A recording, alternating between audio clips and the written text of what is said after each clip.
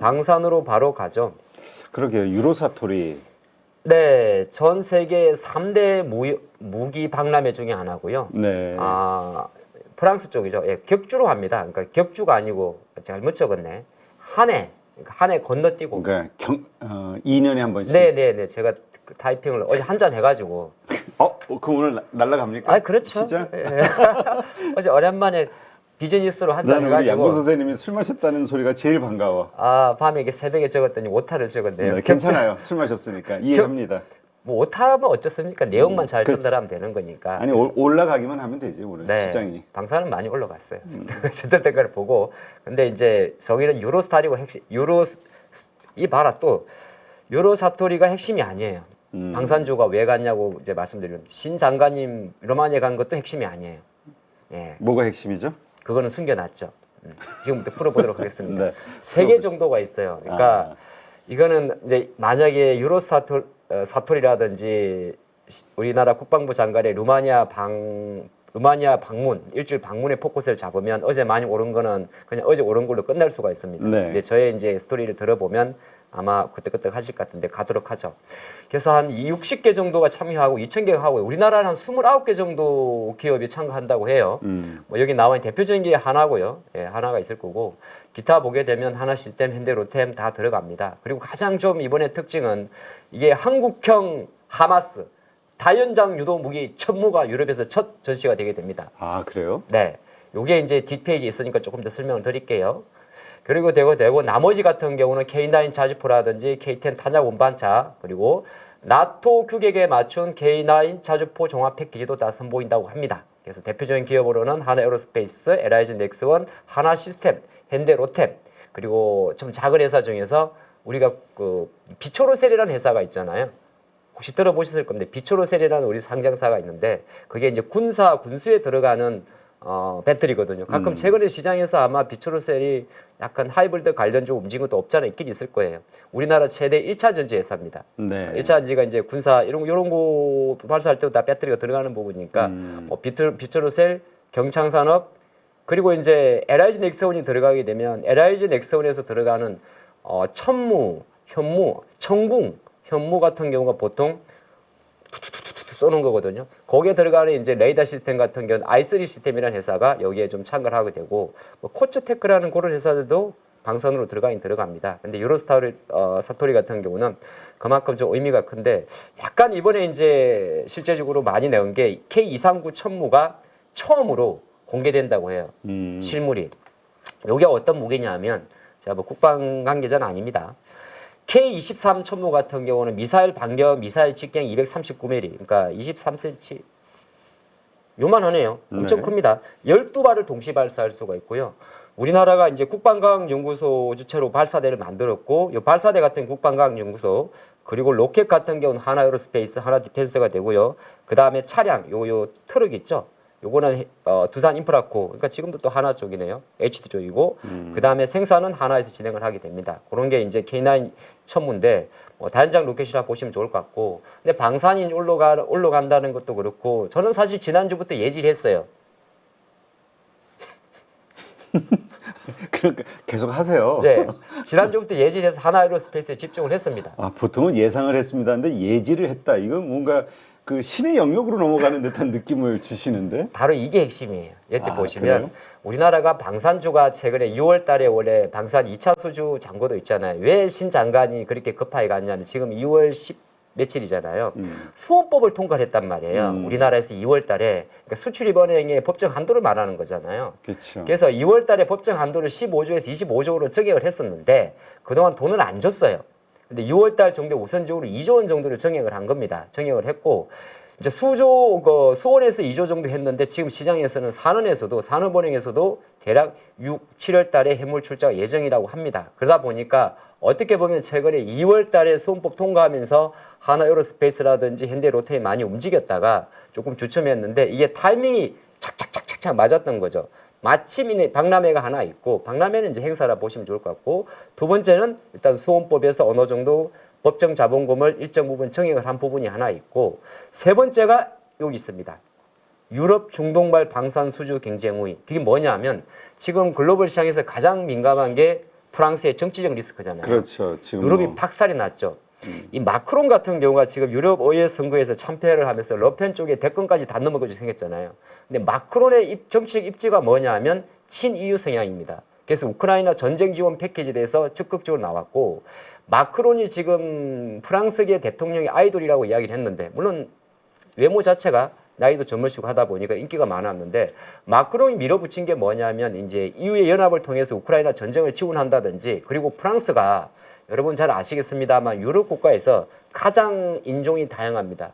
맞아요. 그러니까 그 이민 정책에 대해서 실제로 되게 이제 열려놨는데, 항상 보면 이민자가 이제 들어오면 뭐다 그런 건 아닌데 좀 문제가 생길 수가 있잖아요. 난민 문제도 있어요. 네, 난민도 이슈가 되는데 거기에 이제 어느 정도 이제 프랑스 입장에서는 국민들이 약간 반감을 넣으면서 지금 마크롱의 입지가 거의 이제 내려가고 극우 정당의 입지가 오다 보니까 시장에서는 다시 중동발은 아닌데 자체 방산 쪽으로 이제 우리가 뭐라 해야 되나, 국방력을 키워야 되지 않겠느냐, 그런 이슈까지 겹친 거거든요.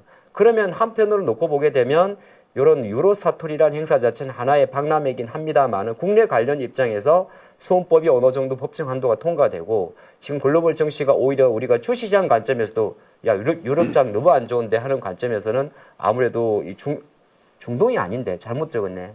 술 어제 좀 너무 드셨네. 아, 그 아까 거는데 용서가 되는데 여기서부터 이제 용서가 안 되네. EU 유럽의 국방비 가가 안으로 들어가는 겁니다. 네, 그런 관점이 있기 때문에. 아니 자, 근데 네. 이게 맞아요. 이제 유로도 저는 좀 이렇게 좀 불안한 게, 이건 하나의 예시일 수 있거든요. 이게 네. 곳간에서 인신난다고 이게 정말 경제력이 좋고 막 먹고 살기 좋고 이럴 때야 나눠주고 뭐 이게 되는데, 어려워지기 시작하면은 뭐야, 왜 내 일자리를 왜 저 아프리카계 난민이 가져갔어, 왜 저쪽 중동 쪽 가져갔어, 왜 동남아 쪽에서 가져갔어, 이러면서 갈등. 또 프랑스가 데모 한번 하면 되게 폭력적이잖아요. 네, 그리고 이제 극우 정당이 원래 기세를 부리게 되면 이제 다른 나라에 퍼주는 거에 대해서, 그렇지. 내가 먼저 나부터 잘 먹고 잘 네, 살자. 우리끼리 지금, 먼저. 지금 이거지. 우리가 이 모양인데 무슨 우크라이나 전쟁 지원하냐, 뭐 그런 이슈가 있기 때문에 보시면 좋을 것 같고, 잠깐 시간이 좀 돼서 차트 잠깐 보겠습니다. 볼 필요는 없는데요. 하나에어로스페이스의 일봉인데, 저는 이제 만약 눌림이 오면 이 종목들이 전부 다 조금 쉬었던 종목들이거든요. 그래서 이렇게 보는 관점에 따라 좀 다른데, 제가 보는 차트 화면은 아닌데, 하나에어로스페이스는 또 인적 분할 자체가 거의 진행되는 부분이 있잖아요. 이런 거 좀 보시면 좋을 것 같고, LIG 넥스원 같은 경우는 어제 진짜 많이 올랐는데, 요거는 또 중동 쪽 이슈가 큰 거거든요. 예, 그래서 어제는 조금 슈팅이 났지만은 대부분이 신고가란 말이죠. 그러면 오늘 뭐 당장 아까 그랬어요. 첫 페이지 뺄라 그러다가 주식을 너무 촘촘하게 하지 마십시오. 예? 그럼 어떻게 합니까?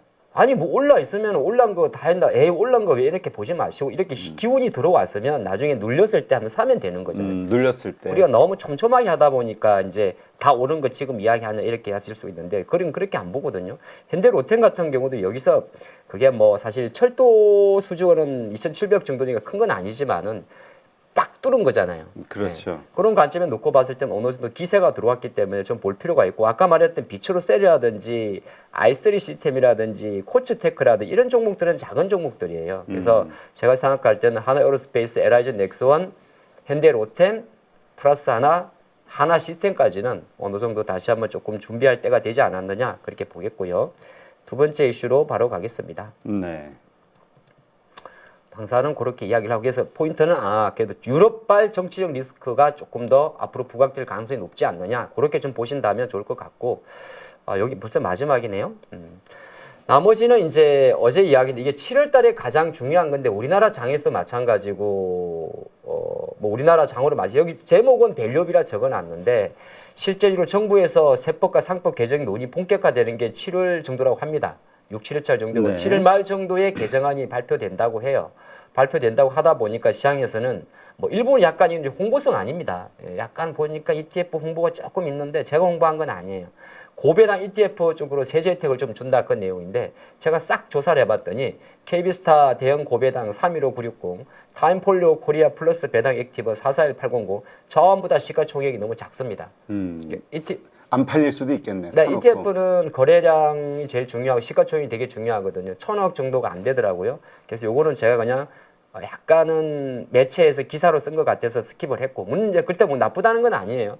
거래 ETF는 항상 거래량 리스크가 좀 있어야 된다는 게 말씀드리겠고, 두 번째는 그래서 이제 첫 번째가 이제 고배당 쪽으로 ETF 조금 세제강을 한다는 게 시장의 어떤 내용이 되는 거고, 근데 국내는 제가 보니까 배당 관련 ETF가 없지 않아 있긴 있는데 시가총액이 조금 작은 단점이 있어요. 그건 좀 참조하시면 좋을 것 같고, 두 번째가 그러다 보니까 나오는 이야기가 밑에 있는 단어인데, 그렇다면 최대 주주가 투자 회사인 회사, 그게 대부분이 피부 미용 관련주들이 많아요.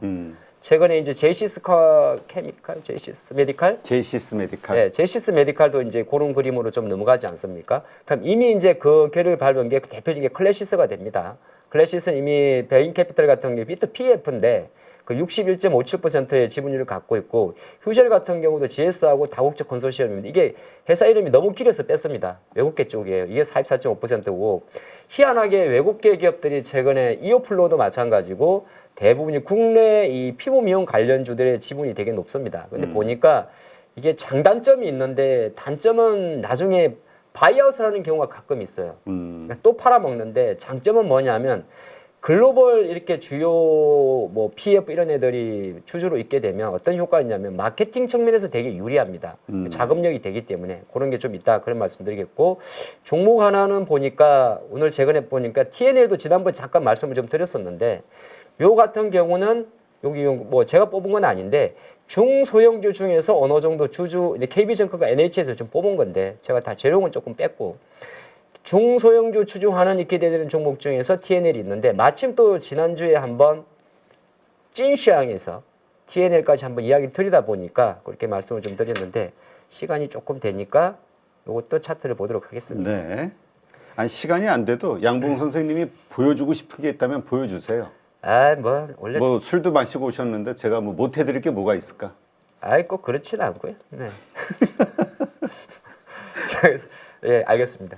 휴젤 같은 경우는 사실 차트라는 거는 좀 크게 보면 되는 거잖아요. 네. 그래서 이게 이제 월봉인데, 휴젤이 최근에 가장 주가가 튀어가는 게 바로 요 날이 그거죠. 예, 메디톡스와의 미국 소송에서 휴젤 쪽으로 이제 조금 유리하게 판결이 났고, 그런 최종 선고 같은 경우는 미국에서 10월달에 하겠습니다. 그 이슈로 단기 급등했다가 최근에 약간 차익 매물이 나온 거거든요. 근데 그거 빼고 나면 이제 일주일 정도 차익 매물이 나오고 좀 멈춰 있기 때문에 그렇게 나쁜 자리는 아니지 않나 볼 수가 있을 것 같고, 근데 이런 기업들 같은 경우는 주봉을 보면 지금 아직까지는 천천히 올라오기 때문에 제가 생각할 때 휴재는 보통 양봉에서 하면 안 되더라고요. 주봉에서는. 그럼 일본 관점에서는 저라면 한 22만 원 전후 정도를 조금 기다려 보시다가 보면 좋은데, 지금이 이제 6월 18일이니까 대략 한 달 정도가 지나고 나면 이제 마침 또 실적 시즌으로 확 움직이거든요.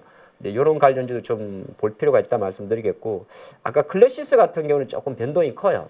그래서 클래시스는 조금 변동이 크기 때문에 일봉에서는 제 기준으로는 잡지 못할 것 같고요. 주봉에서 잡아보면 대략적으로 거의 보수적으로 한 5만 원, 4만 원 중반까지, 4만 9천 원 중반까지도 한번 기다려보다가 좀 보시는 게 낫지 않나. 그리고 나머지 작은 친구들이 있어요. 뭐 비올이라든지 이런 친구들은 아직은 움직일 때가 아닌 것 같아요. 그 이유는 지금 아까도 이야기 드렸지만은 시장 자체가 지금 이쪽으로 눈을 두기가 뭐할 정도로 뭐 화장품이나 음식료 업종에 대한 매기세가 데이트레이드 물량이 많기 때문에 뭐 이런 종목들은 조금 기다릴 일단 큰 거 위주로 좀 보시면 좋지 않나 그렇게 말씀드리겠고, TNL 같은 경우는 요새 워낙 이제 여기저기서 매수세가 많이 나오는데 지난주에 이제 1차 반등이 좀 세게 나왔어요. 근데 이 주식은 보니까 옛날에 이런 관련주들이 한번 이제 기관의 콜을 받으면 잘 가는데 실적이 워낙 이제 기대감이 크지 않습니까? 네. 저기 미국의 아마존, 코스트코 들어가는데 마이티 패치가. 예. 뭐 하여튼 들어간다 치고. 예, 그러면 이제 이 주식은 이런 패턴 같은 경우는 여기 사기보다는 네. 딱 그냥 차라리 5월선 깰 때 사는 게 낫습니다. 그러니까 주가가 대략적으로 뭐 제가 가격을 정하긴 그렇습니다만은 기술적으로 놓고 봤을 때는 거의 한 요런 6만 5천 언더 구간에 내려왔을 때 보는 게 좋지 않나. 근데 이런 종목들은 날라다니는 음식료 업종 정도의 탄력성은 아니에요. 이제 그렇게 좀 보시면 좋겠다는 생각을 해보도록 하겠습니다. 네, 알겠습니다. 자, 그럼 오늘 우리 양봉 선생님의 생각을 전부 좀 축압을 해가지고 네. 한 줄로 얘기하신다면 어떻게 하라는 겁니까? 오늘 뭐 시장하고 다요? 네, 뭐 하시고 싶은 대로 다. 시장은 오늘 양봉이고요. 네. 그리고요. 양봉이라는 거는 오늘 아마 어제 밤새서 보면은 오늘도 아마 제가 보니까 하이닉스는 조금 강할 것 같아서 하이닉스하고 또 그다음에 테슬라가 어제 좀 올랐거든요, 그림을. 그게 이제 물론 FSD 패키지로 올랐는데 사실 FSD 패키지로 오르게 되면 국내 관련주 쪽에서 움직일 만한 기업은 잘 자란 자율주행 관련 기업밖에 없어요. 근데 그게 이제 좀 그냥 개별주 관점에서 볼 필요가 있고 문제는 이제 지수를 가늠하는 거는 지금 2차 전지거든요. 하이닉스 혼자서 독고다이 그러니까 나홀로 지수를 당길 수는 없고 워낙 이제 LG에너지솔루션하고 이쪽으로 매도세가 좀 많기 때문에 뭐 주가 지수 관점에서는 어제 조금 과했다 생각을 하는데 이제 그거 하락폭을 좀 좁히는 게 핵심이고 자동차 관련주는 제가 얼마 간다고 이야기했더라? 30만 원. 현대차 30만 원 간다고. 현대차 30만 원, 기아차 15만 원 이야기 드린 것 같은데 네. 너무 이런 거 가격을 고집할 필요는 없습니다만 지금 6월의 자동차는 뜨겁다는 생각을 조금 보시면 좋을 것 같습니다. 네. 자, 그렇다면 지금 오늘 우리가 공략해야 되는 뭐 아까 몇 프로가 트레이딩 한다고 그랬죠? 57%요. 57%. 야, 엄청난 건데. 그러니까 샀다 오늘 다 하루에 안에 팔아야 된다. 아니 뭐 이제 그런 매매가 많죠. 근데 그렇게 봤을 때 오늘 공략해야 되는 섹터 종목들이 어떤 겁니까? 오늘은 일단은 반도체가 그래도 좀 요새 나쁘지가 않아요. 그래서 이제 제가 볼 때는 하이닉스랑 반도체 관련 밸류체인 종목들이 그래도 힘이 좋습니다. 이거 SK 하이닉스, 뭐 테크윙 이런 기업들이 될 것 같고 2차 전지 쪽은 뭐 적극적인 베팅은 좀 왜냐하면 이번 주에 인터 배터리가 있다고 해서 3월 달처럼 임팩을 줄 수는 없거든요. 일단 시장에 들어와 있는 힘 자체가 안 오르는 거는 상관없는데 저렇게 패댕이를 치시면 안 되거든요. 왜냐하면 특히나 셀 쪽에서 말이죠. 그게 이제 LG엔솔, SDI, 뭐 에코프로 이런 기업들이 주가 하방 지지가 보이는 게 좀 좋을 것 같고 아침에 아마는 제가 볼 때는 반도체가 조금 우위로 출발할 것 같고 테슬라 FSD 관련주는 아침에 뜨면 팔아야 됩니다. 아, 그래요?